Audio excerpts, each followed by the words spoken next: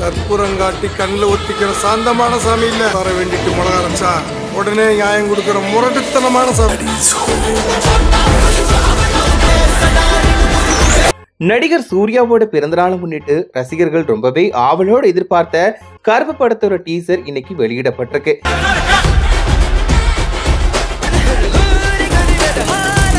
எனக்கு இன்னொரு பேர்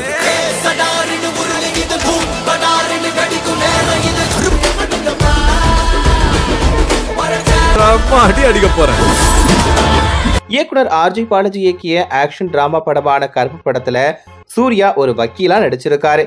இந்த படத்துல சூர்யாவுக்கு ஜோடியா 15 வருஷத்துக்கு அப்புறமா த்ரிஷா நடிச்சிருக்காங்க. சூர்யா இந்த படத்துல தன்னோட உண்மையான பெயரான சரவணன் அப்படின்ற கதாபாத்திரத்துல நடிச்சிருக்காரு. இந்த படத்தோட கதை என்னன்னோ கதையோட மையம் என்னன்னோ படக்குள் இதுவரைக்கும் வெளிப்படுத்தல. இந்த ஒரு நிலையில நடிகர் சூர்யாவோட பிறந்தநாளை முன்னிட்டு கருப்பு படத்தோட டீசர் வெளியிடப்பட்டுச்சு. சூப்பரா இருக்குடா.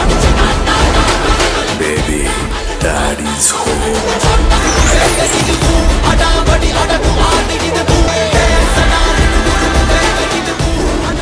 இது படத்துக்கான எதிர்பார்ப்பை ரொம்பவே அதிகரிக்க வச்சிருக்கு.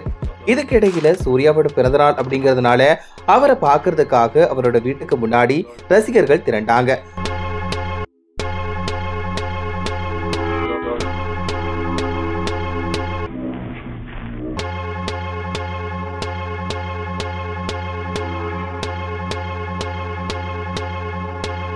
அப்போ வீட்டோட பால்கனியில இருந்து வெளியே வந்த சூர்யா கையசிச்சு ரசிகர்களுக்கு நன்றி தெரிவிச்சாரு. ஏற்கனவே கங்குவா, எதற்கும் துணிந்தவன், ரெட்ரோ ஆகிய படங்களோட தோல்விக்கு அப்புறமா சூர்யாவோட கருப்பு திரைப்படம் அவரோட கம்பேக்கா இருக்கும் அப்படின்னு எதிர்பார்க்கப்படுது.